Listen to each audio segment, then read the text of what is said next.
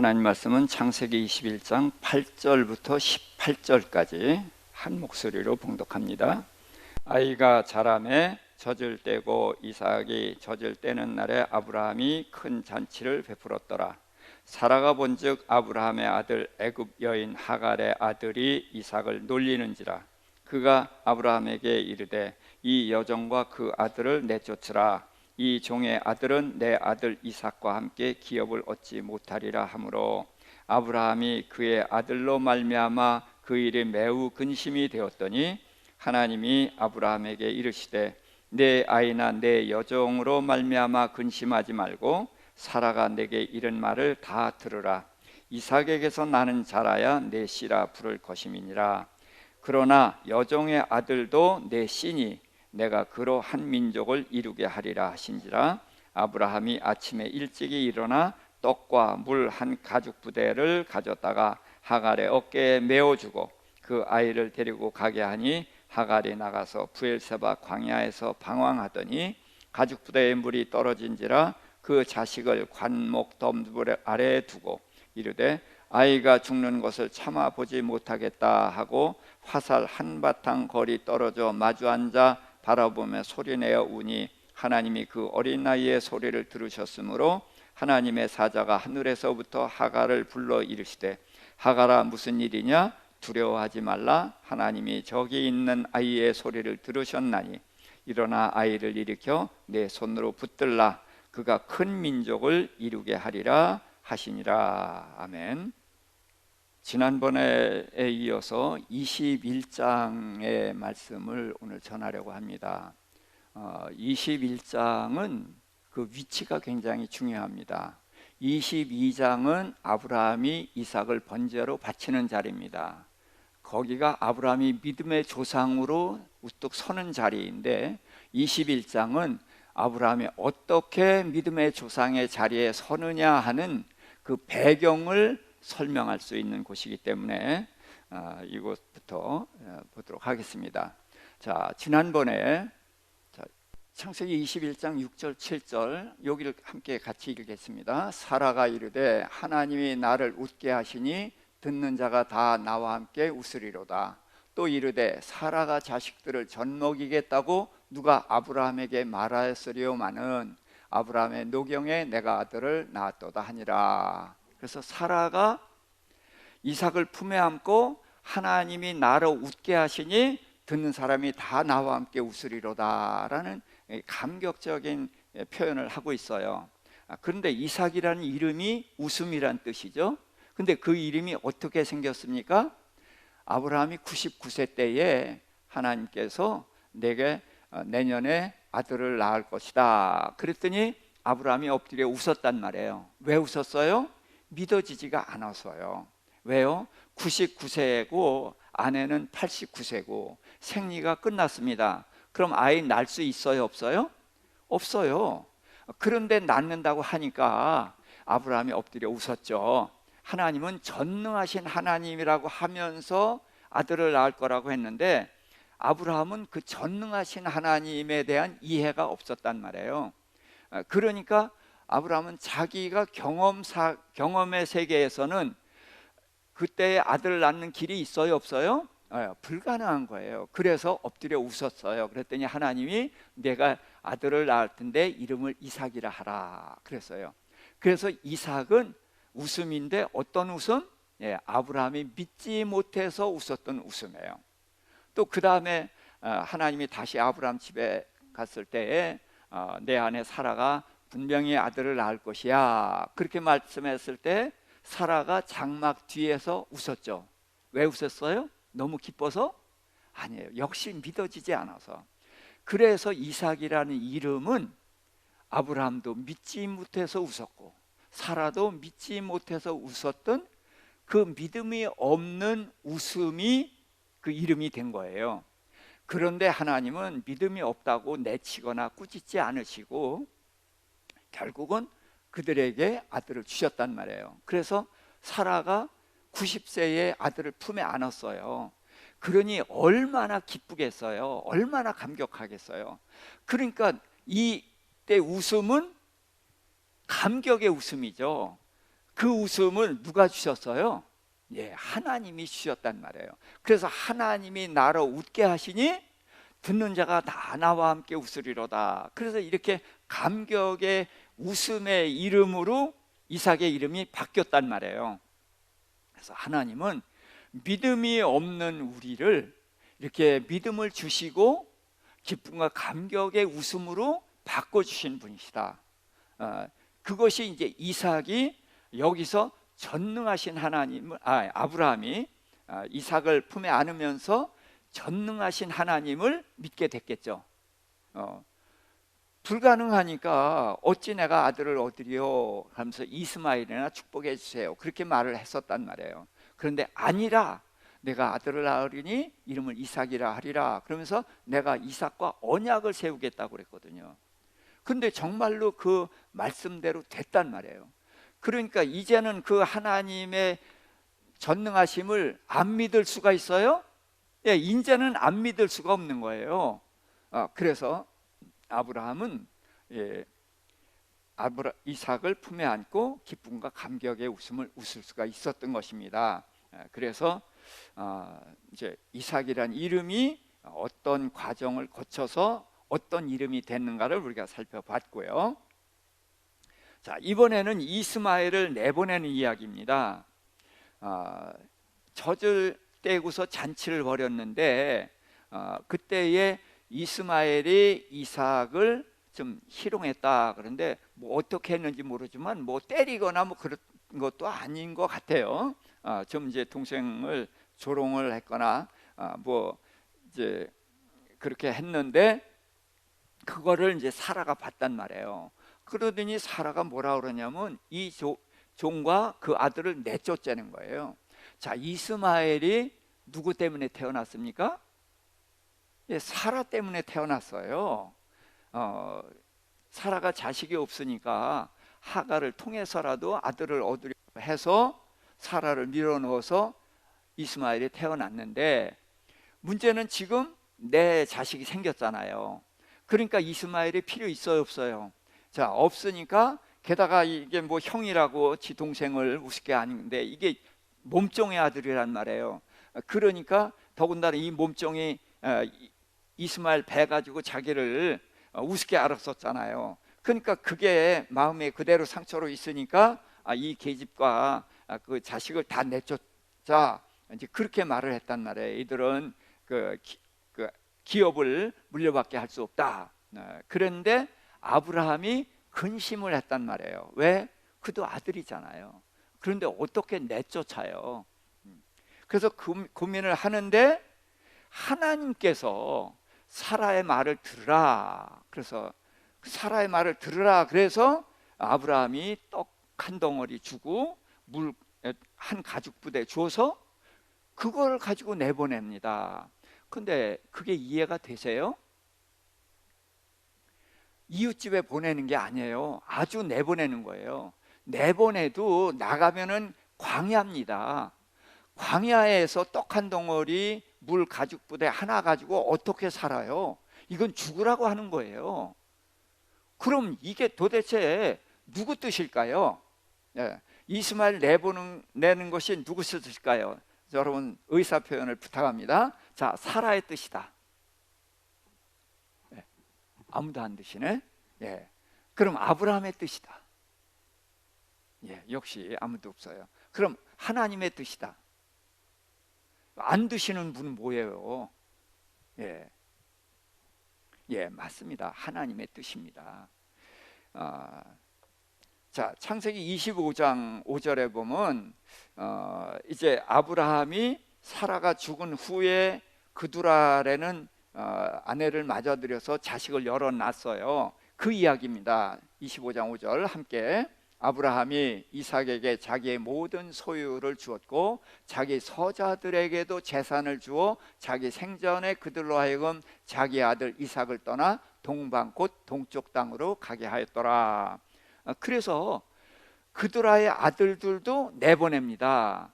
이삭만 놔두는 거예요. 그런데 재산을 주어서 내보내거든요. 그런데 왜 이스마엘은 떡 한 덩어리 가죽 부대에 물 하나를 주어서 내보냈는가? 이게 문제예요. 그렇죠?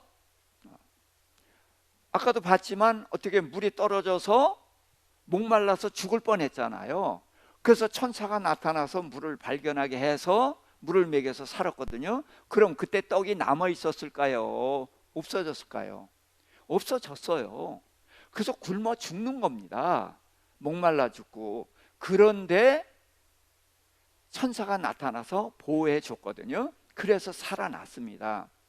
그런데 어떻게 좀 자식을 내보내면서 아무리 자식이 잘못했더라도 뭘 줘서 내보내야죠. 더군다나 아브라함은 어마어마한 부자거든요. 재산이 엄청 많아요. 그래서 그들의 아들들에게 재산을 떼어줘도 떼어준 흔적도 안 남아요. 그렇게 풍족한 사람이거든요. 근데 이스마엘에게 아무것도 주지 않고 내보냈다? 그러면은 여기에는 영적인 중요한 의미가 있다는 거예요. 그래서 이스마엘이 누구인가를 우리가 이제 알아야 되는 겁니다. 자, 이제 갈라디아서 4장 22절부터 26절에 보면 사도 바울이 이스마엘이 누구인가를 이렇게 설명하고 있어요. 함께 읽습니다. 기록된 바 아브라함에게 두 아들이 있으니 하나는 여종에게서 하나는 자유 있는 여자에게서 낳다 하였으며 여종에게서는 육체를 따라 낳고 자유 있는 여자에게서는 약속으로 말미암았느니라. 예, 여기까지만 봅시다. 두 아들 알죠? 누구누구? 이스마엘과 이삭이에요. 그런데 하나는 누가 낳았어요? 여종 하갈이 낳고, 또 하나는 자유 있는 여자 사라에게서 낳았단 말이에요. 그런데 이스마엘은 육체의 능력으로 낳죠. 그러니까 이 사라가 하갈을 밀어넣을 때 그거예요. 아브라함의 능력이 없어지기 전에 아들을 낳아야 돼서 밀어넣었단 말이에요. 그래서 육체의 능력으로 난 거예요. 그런데 이삭을 낳을 때는 육체의 능력이 있었어요? 없었어요? 없었단 말이에요. 근데 어떻게 낳았어요? 하나님이 내가 아들을 낳으리라, 내년 이맘때 낳으리라 한 하나님의 약속을 따라서 낳았단 말이에요.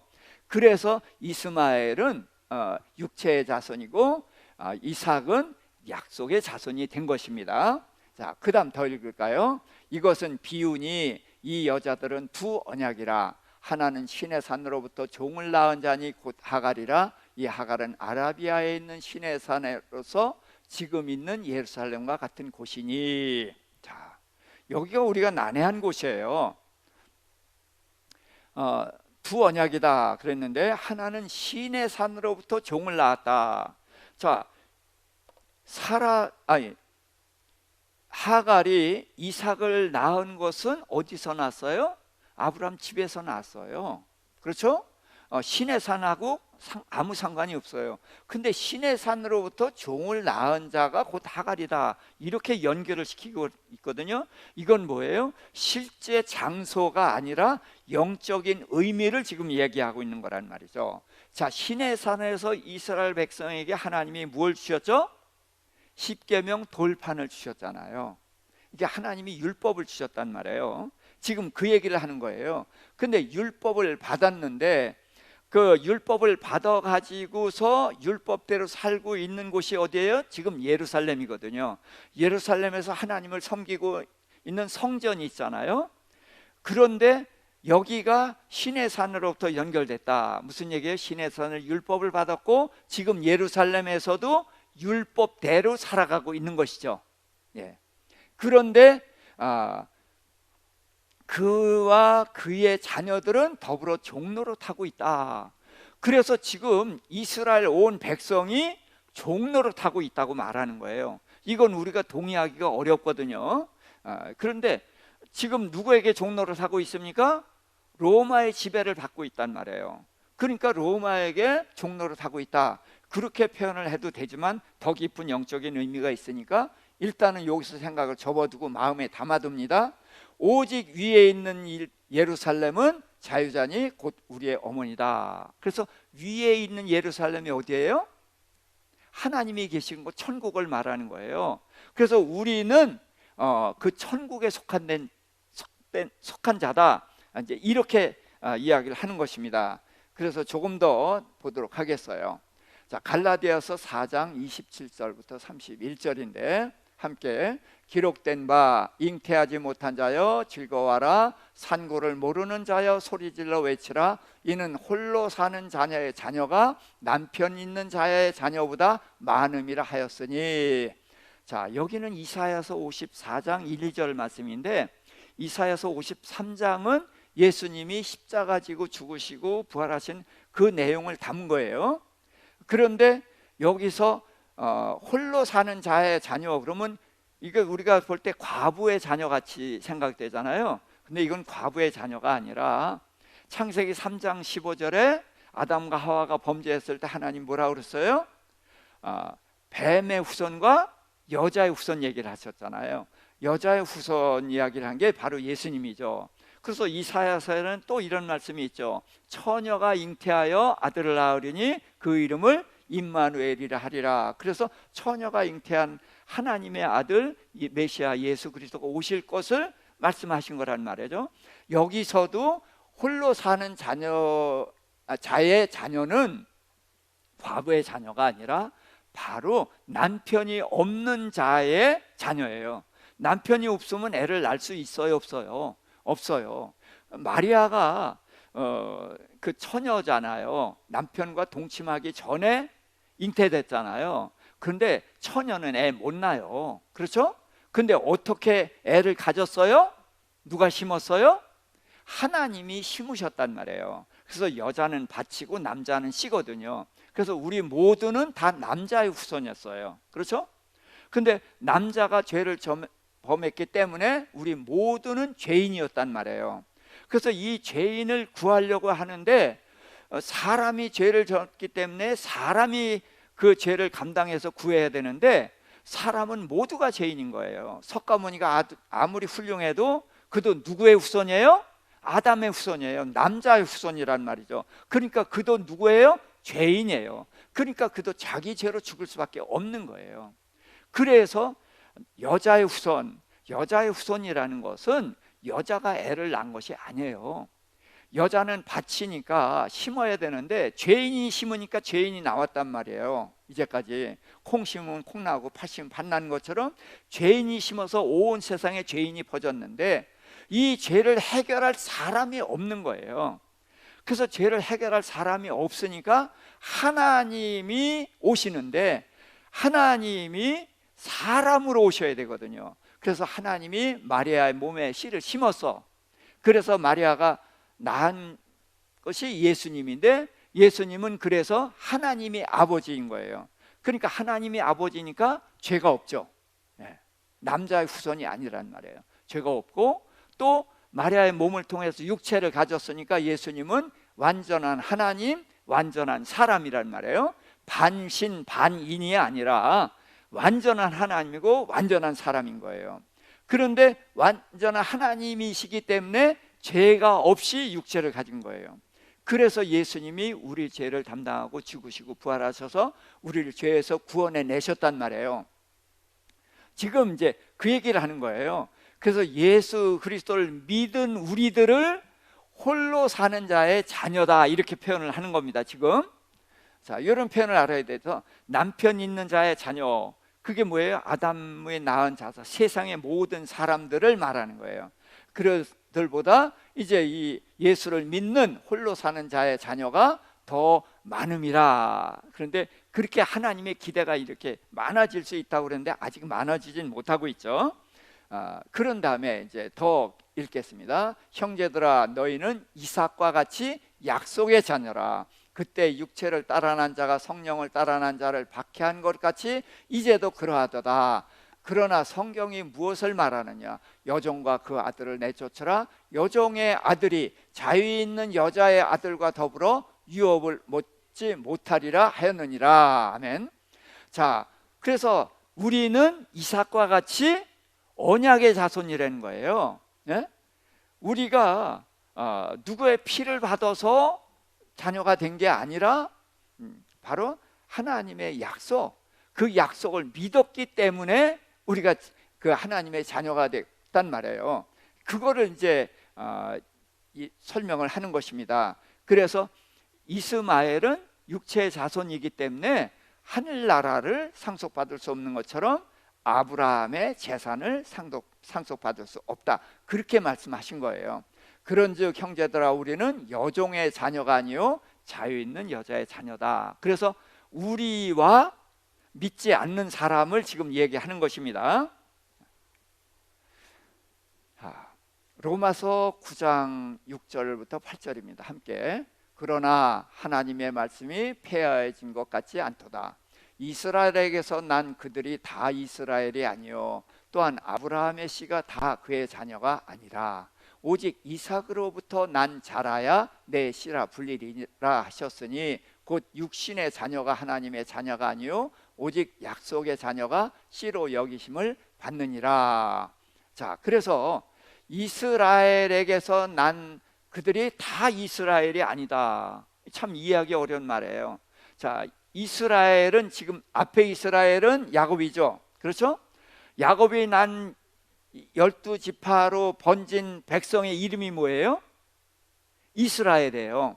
그래서 야곱이 난 이스라엘 백성인데 이스라엘 백성이 다 아브라함 씨가 아니라는 거예요. 아브라함 씨가 다 그의 자녀가 아니고 오직 이삭으로부터 난 자야 내 씨라 했으니. 자, 그러니까 우리는 이렇게 이해할 수가 있어요. 아브라함이 두 아들 낳죠. 하나는 이스마엘, 하나는 이삭이란 말이죠. 이스마엘은 육체의 후손, 이삭은 약속의 후손이란 말이에요. 그래서 약속의 후손이 하늘나라를 상속받고 이스마엘은 육체의 후손이니까 상속받지 못하는 거예요. 그렇죠? 자, 그런데 지금 아브라함의 씨가 다 그의 자녀가 아니라 한 것처럼 이제 이삭으로 난 자라야만 치다. 그랬으니까 지금 이스라엘 백성들은 약속의 자손이에요, 육체의 자손이에요? 네, 이게 이제 헷갈린단 말이에요. 보겠습니다. 자, 아브라함에게서는 이스마엘과 이삭을 낳았습니다. 그래서 이스마엘은 지금 이슬람의 조상이 됐고 육체의 자손이 됐습니다. 자, 아브라함의 자손 이삭은 약속의 후손이란 말이에요. 그래서 야곱과 에서를 낳았고 야곱이 12아들을 낳고 이 이스라엘 백성이 언약의 후손이 맞죠? 그렇죠? 예. 그리고 이제 에서는 누구냐 하면 에서는 이제 에돔 족속의 조상이 되면서 옛사람을 말하는 거예요. 그래서 우리 안에 두 사람이 있다, 제가 말씀드렸죠. 누구죠? 옛사람과 새사람, 겉사람과 속사람, 우리 안에 있단 말이죠. 그래서 우리가 태어난 사람은 옛사람이에요. 그런데 예수를 믿고 거듭나서 내 안에 또 하나의 사람이 생겼죠. 이게 동생이에요, 형이에요? 예, 동생이에요. 그러니까 이게 이삭이고 이 앞에는 이스마엘 같이 되는 거예요. 그런데 여기서는 뭐냐 하면은 옛사람과 새사람. 그래서 옛사람은 벗어버리고, 그렇죠? 옛사람은 천국에 못 들어가잖아요. 그래서 옛사람은 죽은 자로 여기고 이 새사람이 부지런히 자라서 천국에 가는 거란 말이에요. 이제 그런 뜻으로 이제 있는데, 문제는 야곱의 12아들이 언약의 후손이다, 우리는 이렇게 생각을 하고 있단 말이에요. 그런데 이제 그 다음에 어떻게 되는가? 자, 요한복음 8장 23절 24절입니다. 함께. 예수께서 너희는 아래에서 났고 나는 위에서 났으며 너희는 이 세상에 속하였고 나는 이 세상에 속하지 아니하였느니라. 예, 예수님이 나라고 쓰니까 물론 예수님이죠. 너희는 누구예요 지금? 이방인들이에요, 이스라엘 백성이에요? 예, 이스라엘 백성을 향해서 너희라고 얘기합니다. 근데 너희는 아래에서 났고 예수님은 하늘에서 났죠. 그래서 너희는 세상에 속했고 나는 세상에 속하지 않았다. 자, 그 다음, 그러므로 내가 너희에게 말하기를 너희가 너희 죄 가운데서 죽으리라 하였노라. 자, 그러니까 이스라엘 백성은 이스라엘 백성이기 때문에 죄가 없어요? 없어요. 그렇지 않아요. 이스라엘 백성도 여전히 죄가 있어요. 그러니까 여전히 죄로 인해서 죽을 수밖에 없는 거예요. 그런데 그들이 사는 길은 뭐예요? 너희가 만일 내가 그인 줄 믿지 아니하면 너희 죄 가운데서 죽으리라 그랬어요. 그럼 나는 예수죠. 그가 누구예요 그럼? 그는 내가 그인 줄, 그렇죠, 내가 메시아인 줄, 내가 그리스도인 줄 믿지 않으면은 죄 가운데 죽고 믿으면은 구원을 얻는 것이죠. 지금 이제 그 얘기를 하는 겁니다. 그러니까 이스라엘 백성이 아브라함의 후손이요, 이삭의 후손이요, 야곱의 후손이지만 이스라엘 후손이기 때문에 구원을 받아요, 못 받아요? 못 받아요. 그럼 세상 사람들과 이방인들과 같아요, 달라요? 예? 똑같아요. 예수를 믿으면 구원을 얻고 믿지 않으면 멸망하는 거 똑같은 거예요. 그러니까 이스라엘 백성들이 우리는 아브라함의 후손이다 라고 하지만 예수님은 그게 아니다 라는 말씀을 하시는 거예요. 자, 요한복음 8장 37절부터 40절입니다. 함께. 나도 너희가 아브라함의 자손인 줄 아노라. 그렇죠? 이들이 아브라함의 자손 맞죠? 그거 안 되는 거예요. 계속. 그러나 내 말이 너희 안에 있을 것이 없으므로 나를 죽이려 하는도다. 나는 내 아버지에게서 본 것을 말하고 너희는 너희 아비에게서 들은 것을 행하느니라. 자, 여기서 봅시다. 이들이 예수님을 영접을 못하겠다는 거예요. 왜 영접을 못해요? 예수님의 말씀이 들어갈 자리가 없다는 거예요. 그러니까 예수님을 받아들일 수가 없으니까 예수님을 죽이려 한다는 거거든요. 결국 십자가에 못 박아 죽였잖아요. 그런데 나는 내 아버지에게서 본 것을 말하고, 예수님이 말하는 아버지 누구예요? 예, 하나님 아버지에게서 본 것을 말하는 거예요.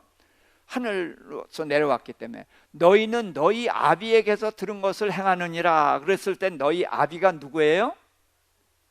예, 너희 아비 그랬을 때 이게 이제 다른 뜻이란 말이에요. 그랬더니 이제 그들이 우리 아버지는 아브라함이다 라고 얘기했어요. 그랬더니 처음에 예수님께서 너희가 아브라함의 자손인 줄 안다. 그래서 우리 아버지는 아브라함이다. 그랬더니 예수님이 이렇게 하시는 거예요. 계속해서 예수께서 이르시되 너희가 아브라함의 자손이면 아브라함이 행할 일들을 할 것이오늘 지금 하나님께 들은 진리를 너희에게 말한 사람이 나를 죽이려 하노도다. 아브라함은 이렇게 하지 아니하였노라.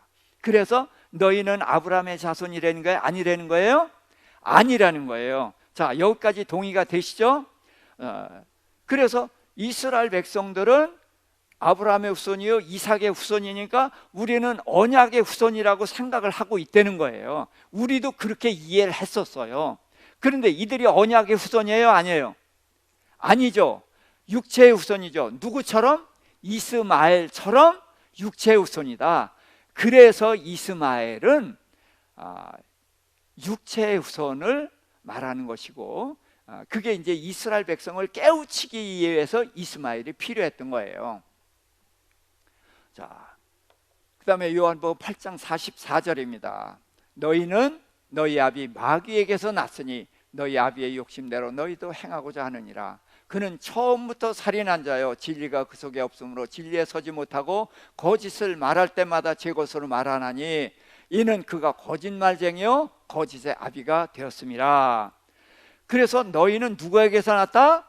마귀에게서 났다는 거예요. 그러니까 이스라엘 백성이 이 말을 인정할 수가 없죠. 그러니까 예수님을 죽여버린 거란 말이에요. 무슨 얘기냐? 아무리 아브라함이 이삭 낳고 이삭이 야곱을 낳고 야곱이 12아들을 낳아서 이스라엘 백성이 되었지만 이들은 육체의 능력으로 낳은 육체의 후손이란 말이에요. 누구처럼? 이스마엘처럼.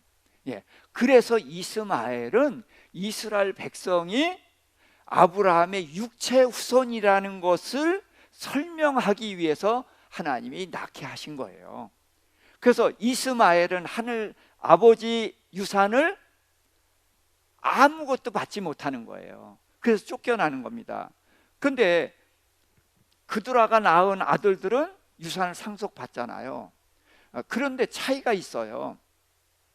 성경에 등장하는 사람은 대부분 족보가 나옵니다. 아담의 족보가 나오죠.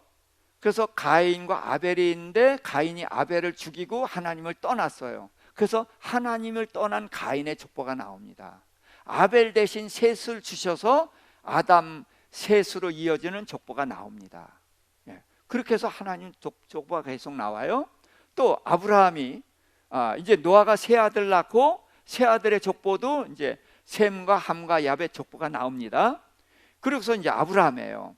아브라함이 세 아들을 낳았잖아요. 세 아들이라는 표현을 이해하세요?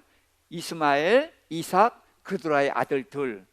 자, 그런데 그드라의 아들들에게는 유산을 줘서 내보냅니다. 근데 이스마엘은 아무것도 안 줘서 내보냈죠. 그런데 이스마엘의 족보는 있고 이삭의 족보는 있는데 그드라의 아들들은 족보가 없어요. 무슨 얘기냐? 이들은 영적인 의미가 전혀 없다는 거예요. 그렇기 때문에 재산을 줘서 내보내는 거예요.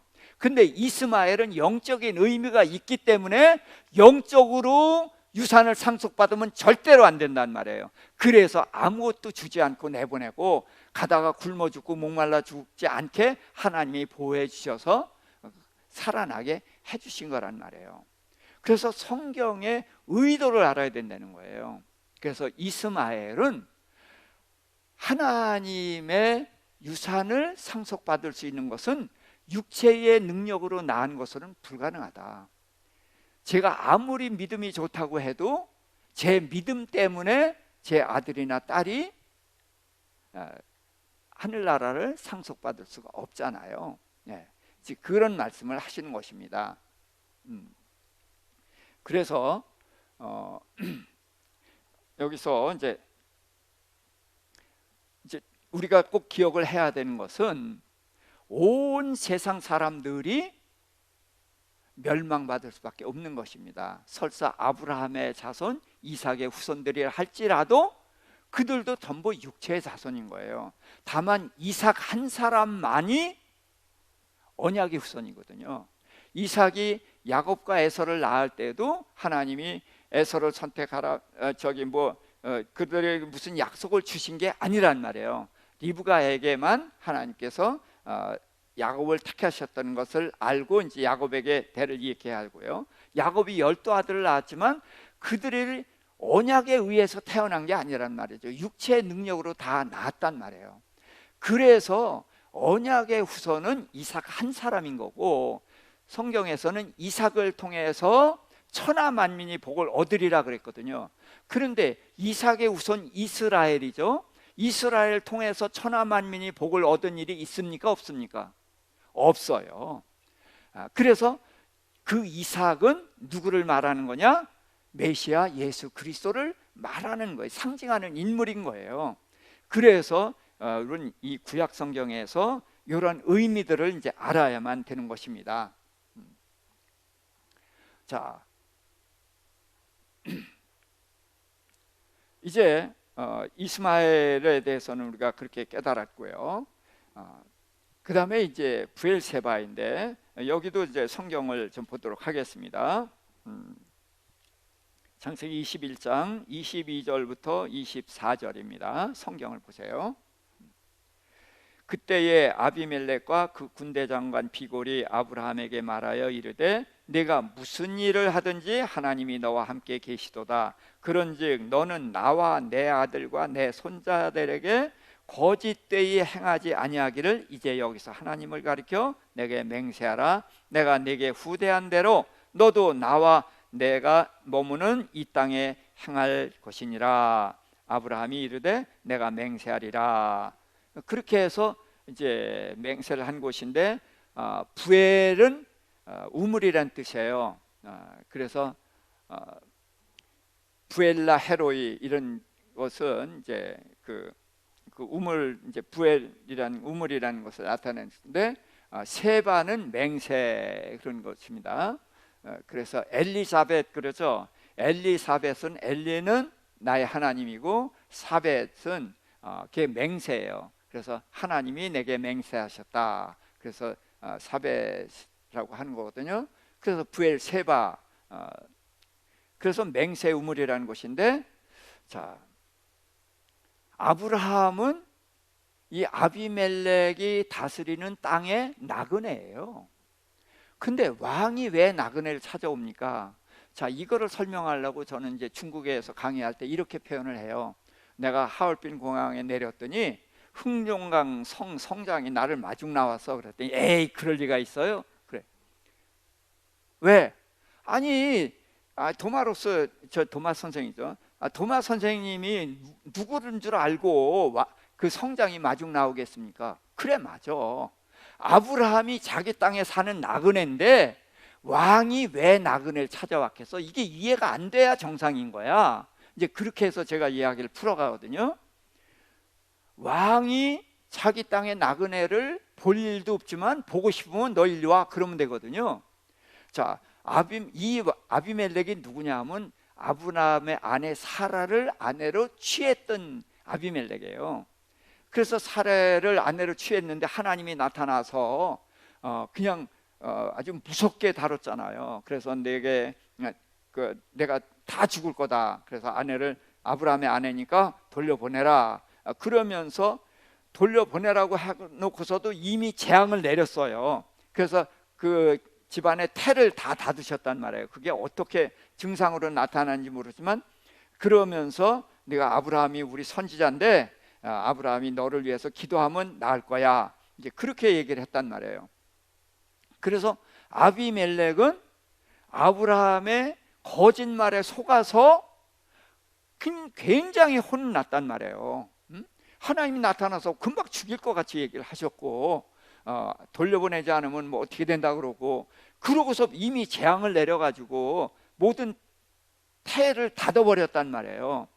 자, 그러니까 아비멜렉이 잘못한 게 있어요, 없어요? 없어요. 아무 잘못도 없는데 이 하나님이 거짓말한 아브라함의 손을 들어준다는 거예요. 거기다가 재앙까지 내려놓고서 그 거짓말쟁이 아브라함이 와서 이렇게 기도하니까 나았단 말이에요. 그렇게 하나님은 아브라함을 높여주신단 말이에요. 자, 그러고서 그러니까 그때 아브라함을 불렀어요. 그래서 너 왜 나한테 거짓말해서 그랬냐? 그러더니 뭐 이제 다른 사람이 나를 해칠까봐 그랬다. 뭐 이제 그렇게 했는데 그런 일이 있었단 말이에요. 그러고서 그때는 아비멜렉이 아브라함을 불렀거든요.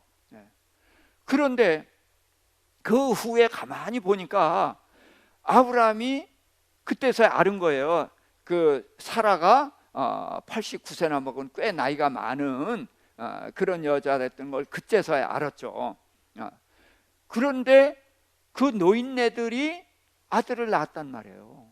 그리고 그들의 재산이 불어나고 뭐 여러 가지 하는 걸 보면은 그 하나님이 여전히 아브라함과 함께 한다는 거예요.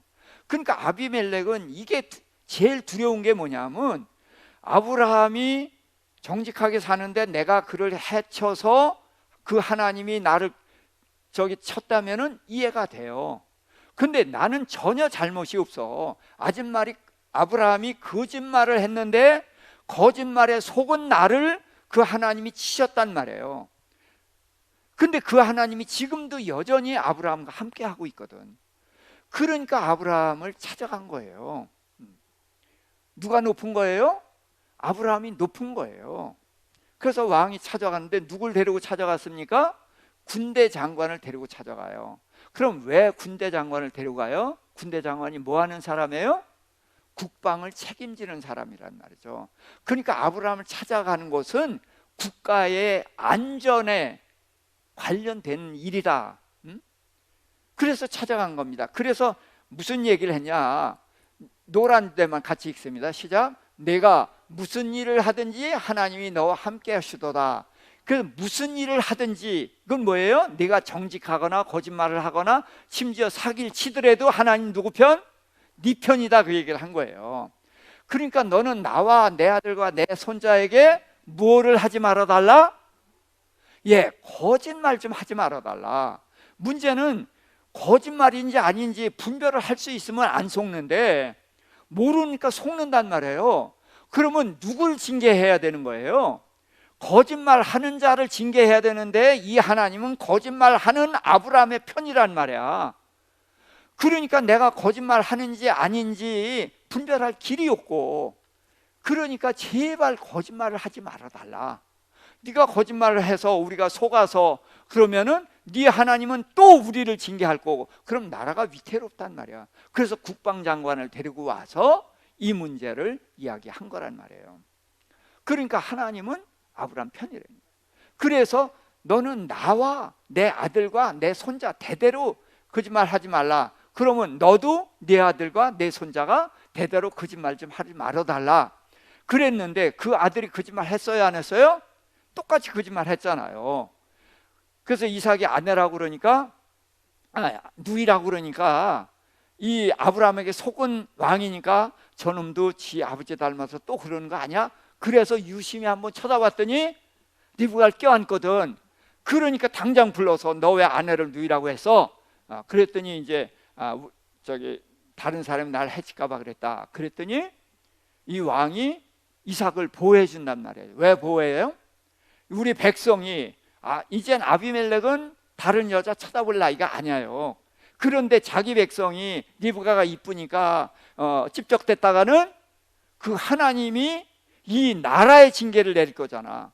그러니까 이삭을 해치면 죽인다. 그러니까 그 백성들이 이해가 되겠어요 안 되겠어요? 우리 왕이 이상하단 말이야. 이 땅에 사는 나그네를 보호해주고 왜 우리에게 뭐 죽인다고 위협을 하나, 이제 그렇게 됐단 말이에요. 근데 그것은 이 아비멜렉이 아브라함을 통해서 하나님이 누구 편이라는 걸 분명히 알았단 말이에요. 누구 편? 하나님은 아브라함의 편이다. 그걸 너무나 분명히 알았기 때문에 찾아와서 제발 거짓말 좀 하지 말아달라, 그걸 부탁을 하는 거예요. 그래서 맹세하라. 그래서 내가 내게 후대한 대로 여기서 이 땅에 살면서 너 거짓말만 하지 말아달라, 이제 그렇게 했던 것이죠. 자, 그래서 이제 이게 이제 그동안에 있었던 일인 거예요. 그래서 아비멜렉의 아내를 취했고, 그랬을 때 하나님이 나타나서 책망을 하면서 그는 선지자다, 선지자고 그가 너를 위해 기도하려니 내가 살고 내가 돌려보내지 않으면 너와 내게 속한 자가 다 반드시 죽을 줄 알아. 어마어마한 공포심을 심어줬단 말이에요. 이 일을 겪고 나서 이제 아브라함을 불러서 책망을 했거든요. 자, 그러면은 우리가 여기 생각을 해보자고요. 아브라함이 거짓말을 했는데 그런 거짓말 하는 자를 왜 하나님이 편들어 주시나, 이걸 알아야 됩니다. 자, 그래서 거짓말을 성경은 뭐라고 말하나? 잠언 14장 5절입니다. 시작. 신실한 증인은 거짓말을 아니하여도 거짓 증인은 거짓말을 뱉느니라. 그러니까 거짓말은 나쁜 거예요. 그 다음 17장 7절. 지나친 말을 하는 것도 미련한 자에게 합당치 아니하거든 하물며 거짓말하는 것이 존귀한 자에게 합당하겠느냐. 그래서 말을 지나치게 해도 안 되는데, 존귀한 자가 거짓말하는 것은 이건 절대로 있어서 안 되는 일인데 지금 아브라함이 그 거짓말을 하고 있잖아요. 그렇죠? 그 다음에 골로새서 3장 9절. 너희가 서로 거짓말을 하지 말라. 옛사람과 그 행위를 벗어버리고. 거짓말은 누가 하는 거다? 옛사람이나 하는 거야. 너희가 새 사람이 됐으니까 거짓말을 하면 안 되지. 그렇죠? 그런데 이렇게 거짓말을 하면 안 된다고 하시는 하나님이 왜 거짓말을 하는 아브라함의 편이 돼주시냐고 해요. 그게 문제란 말입니다. 자, 로마서 5장 20절 21절입니다. 함께. 율법이 들어온 것은 범죄를 더하게 하려 함이라. 그러나 죄가 더한 곳에 은혜가 더욱 넘쳤나니 이는 죄가 사망 안에서 왕노릇한 것 같이 은혜도 또한 의로 말미암아 왕노릇하여 우리 주 예수 그리스도로 말미암아 영생에 이르게 하려 함이라. 자, 율법이 들어온 것은 범죄를 더하게 하려 함이라. 이 말을 잘 이해하세요. 자, 우리가 성경을 모를 때에는 죄가 뭔지를 잘 몰랐어요. 그렇죠? 세상의 법이 기준이니까. 그런데 이제 하나님의 법을 알고 보니까 미워하는 것이 살인이고, 뭐 사랑하지 않는 것이 죄고, 남에게 주지 않고 용서하지 않는 것이 죄라, 이런 식으로 말씀을 하시잖아요. 그러니까 율법이 들어오면은 해야 된다 안 해야 된다는 기준이 생기잖아요. 그러니까 율법이 들어오니까 어떻게 해요? 내가 죄인이라는 것이 드러나죠. 그렇죠? 그래서 율법이 들어가는 것은 범죄를 더하게 하려 함이라, 이것은 내가 죄인이라는 것을 깨닫게 하셨다, 이렇게 이해하십니다. 그러나 죄가 더한 곳에 은혜가 더욱 넘쳤다. 무슨 얘기냐? 지금 아브라함이 하나님 앞에 어떤 죄를 졌냐 하면, 거짓말하는 것은 이건 죄라고 할 수도 없어요. 하나님께서 아브라함에게 할례를 하게 하셨죠. 그러면서 내게 아들을 낳을 것이고 이름을 이삭이라 하라는 말씀을 주셨어요. 근데 할례는 목숨 걸고 언약을 지키겠다는 표거든요.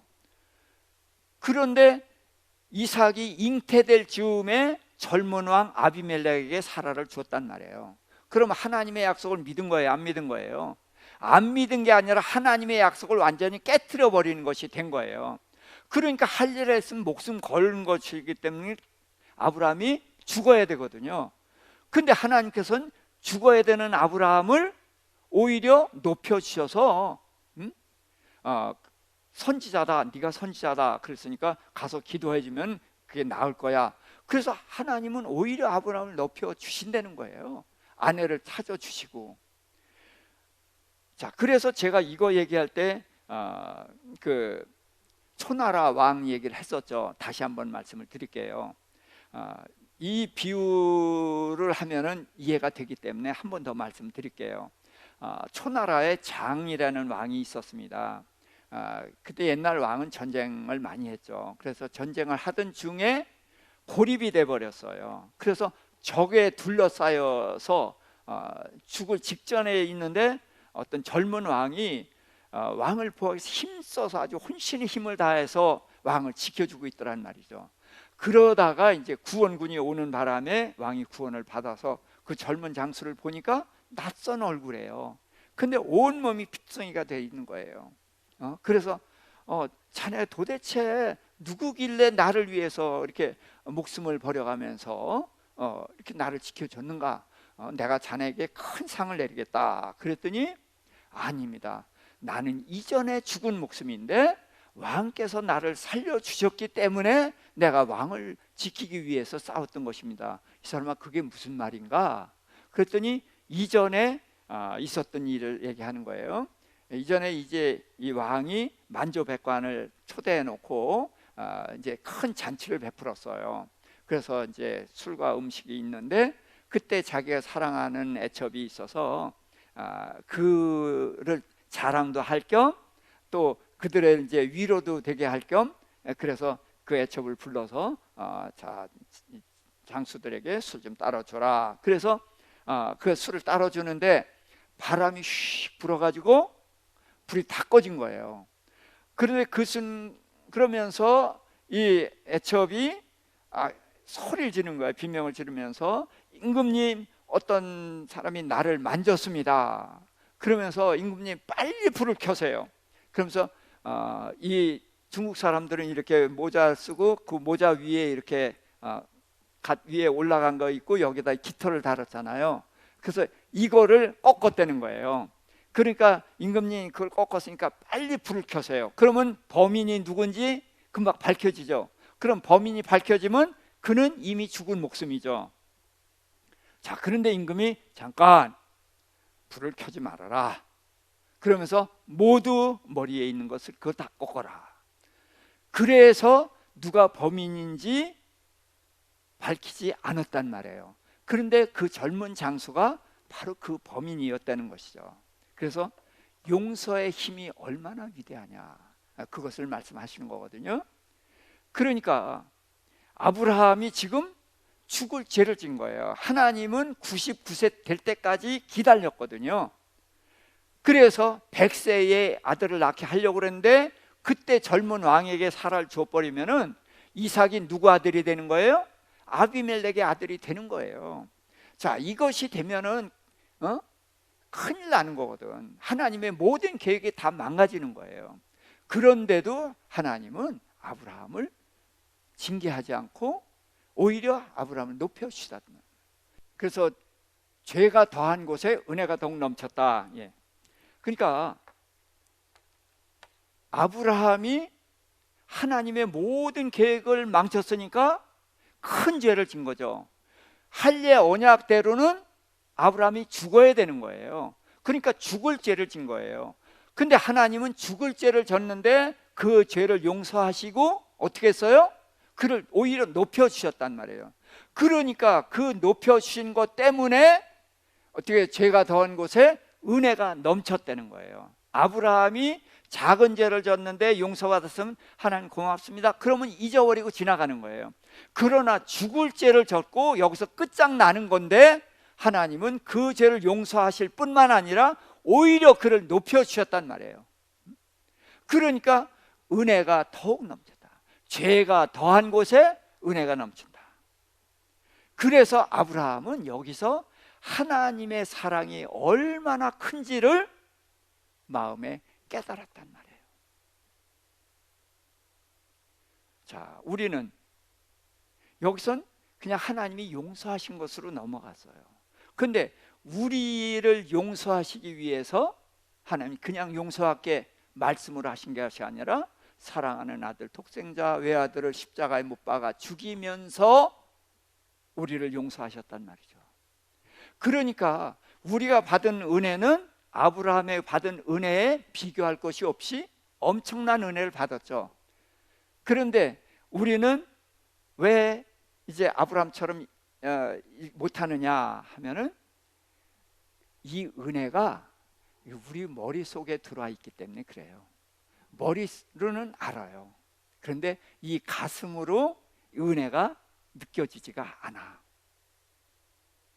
그래서 우리의 신앙이 참 어려운 게 뭐냐면 우선 지식이 머리로 들어오죠. 머리로 들어온 지식이 가슴으로 내려오는데 굉장히 오래 걸려요. 그리고 가슴으로 내려오면은 우리가 감동이 되고 그런 의도 생기거든요. 그런데 가슴으로 내려온 것이 또 손발로 내려가는데 또 엄청 힘들어요. 그렇죠? 마음에 감동이 돼서 하리라 아멘 하고 했는데 실제 현장에 가면은 또 안 하게 되잖아요. 그렇죠? 저만 그런가요? 네. 그것이 우리예요. 근데 아브라함은 이 하나님의 놀라우신 은혜를 받아서 이제 아브라함이 깨달은 게 뭐냐 그겁니다. 그 다음을 보도록 하겠습니다. 그 이제 아비멜렉 종들에게 이제 그 종들이 우물 빼앗은 일을 책망을 합니다. 왜냐하면 나그네의 삶이라는 게 이렇게 고달픈 거예요. 우물 빼앗겼다고 해서 왕 찾아간다고 되겠어요? 그냥 그러고 살았던 거예요. 그런데 이번에는 이제 양 7마리를 주고 이건 내가 우물 팠는데 이걸 내 걸로 인정해 달라. 그래서 남의 땅에서 자기 우물을 이제 갖는 그런 가 됐습니다. 그래서 그것을 맹세해서 브엘세바라 했고요. 그리고서 그곳에 에셀나무를 심고 영원하신 여호와 이름을 불렀다. 그래서 영원하신 여호와라는 그런 이름을 아브라함이 생각해낸 것입니다. 그리고 이제 에셀나무라는 나무는 이 잎이 비늘같이 이제 그렇게 돼 있는 상록수인데 이 성경이 3번 딱 나와요. 아브라함이 에셀나무를 심었다. 뭐 나무 심은 게 뭔데 그걸 썼겠어요. 나무에 무슨 의미가 있으니까 썼다고 보거든요. 그 다음에 사울 왕이 에셀나무 아래에 있었어요. 또 사울 왕이 죽어서 블레셋 사람이 그 시체를 블레셋의 이제 벽에다가 못 박아 놔뒀는데 길르앗 야베스 사람들이 그 시체를 훔쳐다가 장사를 지내줬는데 에셀나무 아래에 장사를 지내줬거든요. 그래서 에셀나무는 어떤 신령한 의미를 가진 나무일 것이다. 이제 그 정도까지만 알 수가 있습니다. 그 정도로만 생각해 주시면 되겠고요. 그래서 블레셋 땅에서 여러 날을 보내었더라. 그리고서 이제 이 다음에 바로 하나님이 아브라함을 시험하십니다. 자, 그러면은 하나님께서 21장의 일을 겪게 하신 이유가 뭐냐?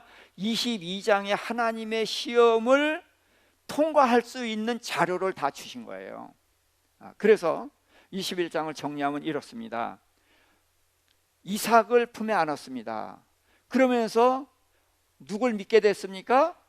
전능하신 하나님을 믿게 됐어요. 하나님에게는 불가능이 없구나. 그래서 죽은 것 같은 나와 내 아내의 몸에서 이삭을 태어나게 하셨으니까 이 하나님은 전능하신 하나님이다. 그걸 믿었습니다. 그 다음에 아브라함이 믿지 못해서 웃었고 사라도 믿지 못해서 웃었는데 사라가 아들을 껴안고 기쁨의 웃음을 웃었잖아요. 그러니까 하나님은 우리가 믿음이 없어서 웃었는데 하나님은 기쁨의 웃음으로 주시고 우리에게 믿음 없는 우리에게 믿음을 주시는 하나님이다. 그걸 경험으로 아는 거예요. 그리고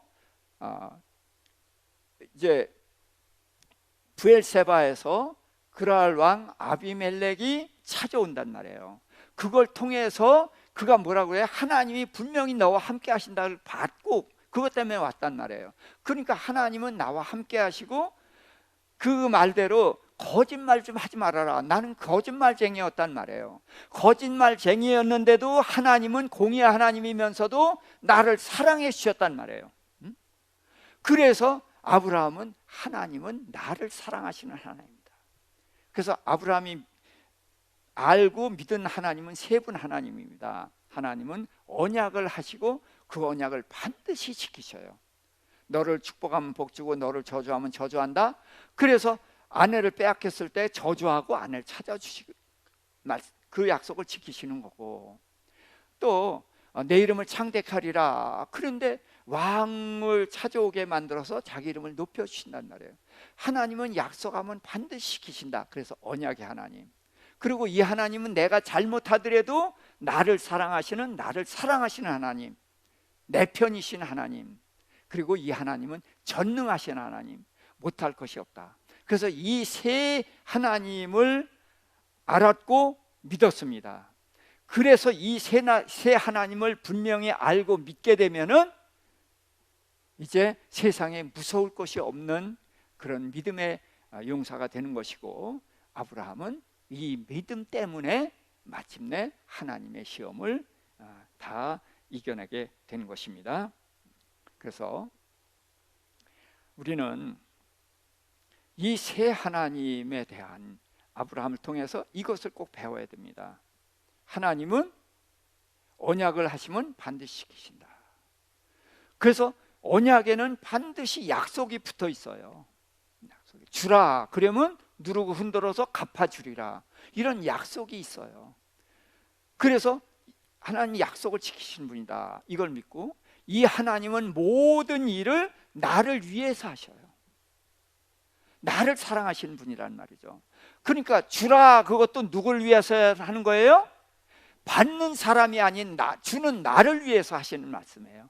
용서하라, 누굴 위해서요? 용서받는 원수가 아니라 용서하는 나를 위해서 주신 말씀이라는 거예요. 그래서 나를 사랑하시는 그런 하나님이다. 또 전능하신 하나님이다. 이 하나님은 전능하시기 때문에 모든 약속을 다 지키실 수가 있어요. 그래서 이 세 가지 하나님을 아브라함이 알고 믿은 것처럼 우리도 이 세 하나님을 알고 믿게 되면은 이 세상을 능히 이기는 자로 살아갈 수 있으며 믿음의 장수로 승리할 수가 있을 것입니다. 하나님 아버지, 믿음의 조상 아브라함의 발자취를 통해서 하나님이 어떤 분이신지를 알게 하시니 감사합니다. 하나님은 언약을 하면 반드시 지키시는 언약의 하나님이십니다. 아버지, 우리도 이 믿음을 갖게 하여 주시옵소서. 아버지, 하나님은 아브라함을 사랑하셔서 아브라함이 거짓말을 하든 무슨 말을 하든 아브라함의 편을 들어주시는 아브라함의 하나님이십니다. 그 하나님의 사랑이 아브라함으로 하여금 하나님을 전적으로 신뢰하게 했던 것처럼 우리도 나를 사랑하시는 그 하나님을 알게 하시고 믿게 하여 주셔서 그 하나님의 모든 말씀을 전적으로 믿을 수 있는 믿음의 사람이 되게 하여 주시옵소서. 하나님은 전능하신 하나님이십니다. 우리 생각에 그거는 불가능하지만 그러나 전능하신 하나님이기 때문에 하나님은 약속하신 모든 것을 이루시고 마침내 천국까지 우리를 인도하시는 분이십니다. 아브라함이 만났던 이 하나님을 우리도 만나게 하시고 알게 하시고 믿게 하여 주시옵소서. 이제는 우리 주 예수 그리스도의 구속의 은혜와 우리 아버지 하나님의 극진하신 사랑하심과 성령님의 내주 교통 감화 인도하심이 언약의 하나님을 믿고 나를 사랑하시는 하나님을 만나고 전능하신 하나님에 대한 깊은 믿음을 갖고 살아가기를 소망하는 우리 모든 성도님들과 그 아들과 또 성령 이름으로 주께서 함께 하시기를 주님의 이름으로 축복합니다. 아멘.